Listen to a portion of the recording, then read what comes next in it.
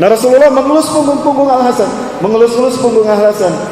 Ya Ali, inna min zahri ibniki hadha sayuladu rajulan alladhi yusamma ismuhu ismi wa ismu abi ka ismu abi yamlu ardu addan wa qistan kama muliyat zulman wa zawran. Hai Ali, dari punggung anakmu ini Al-Hasan akan lahir seorang laki-laki di akhir zaman.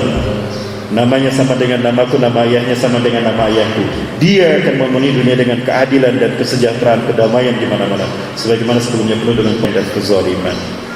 Berarti dari keturunan Al-Hasan. Silakan buka di dalam kitab Hasan Husain, Qissatu Al-Hasan wal Husain lam tuzkar. Ya, lam tu'ban. Ya, karya Syekh Said Hasan Al-Husaini dari Iran. Beliau Muslim bukan Syiah. Baik, kemudian la tanqad dunya hatta yamlikul arba rajulun min ahli baiti. Tidak akan habis dunia ini sehingga memimpin bangsa Arab seorang laki-laki dari keturunanku. Yuwati ismu ismi, namanya sama dengan namaku Muhammad. Kita lewatin dulu. Kemudian Al-Mahdi minni, Al-Mahdi dari keturunanku. Ajlal jabhati, jidatnya lebar Bapak Ibu. Alhamdulillah jidat saya sudah mirip Imam Mahdi. Jidatnya lebar. Aknal anfu, hidungnya mancung, saking mancungnya maka kelihatan akna, tipis saking mancungnya. Ada yang sudah mirip mungkin ya. Yamlur ardu qistan wa adlan kama muliyat zawran wa zulman yamliku sab'a sinin. Beliau memenuhi dunia kesejahteraan dan keadilan sebagaimana sebelumnya penuh dengan kezaliman dan kezaliman. Belum memimpin 7 tahun saja. Ciri-ciri yang lain Bapak Ibu sekalian, gigi depannya ini renggang. Afrika sana ya, antara gigi depannya ini ada celahnya. Ya, coba cari Pak. Bang Herman udah mirip kayaknya nih. Kemudian bariqat sanaya, giginya putih cemerlang. Kalau tersenyum putih cemerlang. Kalau kita ya cemerlang ya, kekuningan sedikit. Al-launul arabi, warna kulitnya warna kulit Arab pada umumnya. Wa jismuhu jismul Israili, fisiknya fisik orang Israel. Syabun marbu, tidak tinggi tidak pendek. Kemudian hasanul wajhi, tampan wajahnya. Orang memandang wajahnya senang gitu, saking tampannya. Kasulihyati, lihyahnya, jenggotnya tebal. Ya, abang udah mirip Imam Mahdi nih, jenggotnya tebal bang. Tebal sama mancung hidungnya ini. Tapi abang bukan Imam Mahdi bang, karena Imam Mahdi punya tai lalat. Aswadu fi khadati fi khaddihil aymanil khal. Di pipi kanannya ada tai lalat. Ablal ayun. Ininya bagus Bapak Ibu. Maksudnya alisnya itu lurus, maksud saya sejajar dan cantik, tampan maksud saya, indah. Ya, akhalul ayun, dan juga pelupuk matanya hitam. Ini kelihatan lebih hitam kayak dicelak gitu, padahal tidak dicelak. Baik Bapak Ibu rahmati Allah, dan terakhir Imam Mahdi ini minna, dari keturunanku, alladzi yusalli Isa bin Maryam khalfah. Dari keturunanku akan ada orang yang salat Isa bin Maryam salat di belakangnya. Artinya ketika sholat berjamaah itu Imam Mahdi lah imamnya. Nabi Isa makmum di belakang Imam Mahdi. Pertanyaannya, kapan Imam Mahdi muncul? Kita lihat Bapak Ibu hadis yang satu ini. Dari Abu Hurairah radhiyallahu anhu, semoga Allah meridhoinya. Qala, ia berkata, qala, telah bersabda Rasulullah sallallahu alaihi wasallam. Bu, mana suaranya Bu? Belum makan siang sama dengan saya Bu ya. Inna Allah, sesungguhnya Allah, yab'asu, akan mengutus min hadhihi ummati, dari umatku ini, ala ra'si, setiap kelipatan kulli mi'atis sanah, 100 tahun sekali, man, seseorang, yujaddidu, memperbaharui, dinaha, agamanya.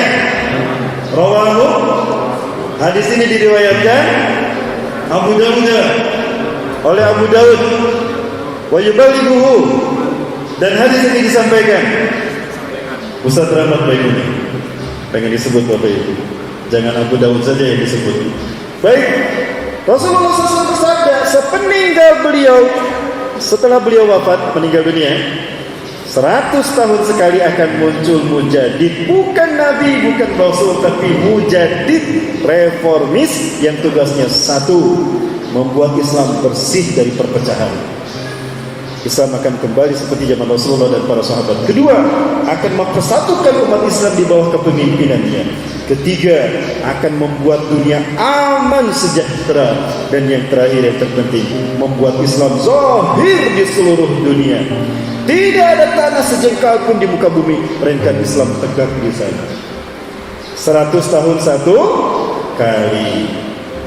Hadis ini sahih. Silakan buka di dalam kitab An-Nihayah fil Fitan wal Marahim karya Al-Hafiz Ibnu Katsir, atau di dalam kitab Al-Mawsu'ah fil Fitan wal Marahim wal Awasratusa karya Syekh Dr. Muhammad bin Ahmad Al-Mubayyad dari Syam, Palestina. Perang demi perang, Bapak. Dan perang-perang yang banyak itu saya bagi dua. Ada perang menggunakan teknologi, dan ini barangkali yang disebut dengan Armageddon, dan ada perang tanpa teknologi yang disebut dengan Malhamatul Kubra, di mana Dajjal akan muncul di perang Malhamatul Kubra. Karena pada saat Dajjal muncul, teknologi sudah tidak ada. Berarti perang Malhamatul Kubra hanya menggunakan pedang, tombak, panah, dan apa lagi?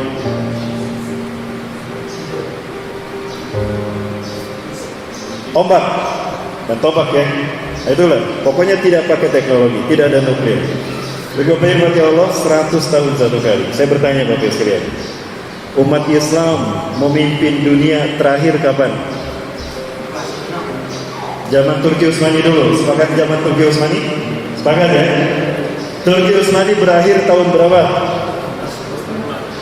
1924. Yakin 1924?